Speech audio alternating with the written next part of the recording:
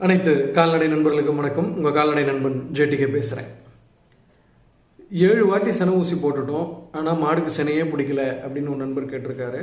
ஏற்கனவே செனை பிடிக்கல மாடு அப்படின்னு ஒரு பிளேலிஸ்ட்டே இருக்குது. அந்த பிளேலிஸ்ட்டில் இருக்கிற 9 இல்லை 12 காணொலிகள், தெளிவான காணொலிகள் இருக்குது. அதை பார்த்தீங்கன்னா அதற்கான விளக்கம் உங்களுக்கு கிடைக்கும்.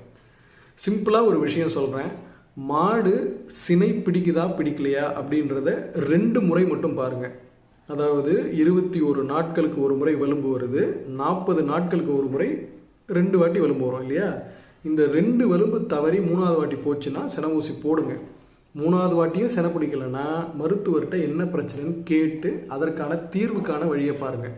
நம்ம செனை ஊசி சும்மா போட்டுகிட்டே இருந்தோன்னா செனை பிடிக்கும் அப்படின்றது கிடையாது.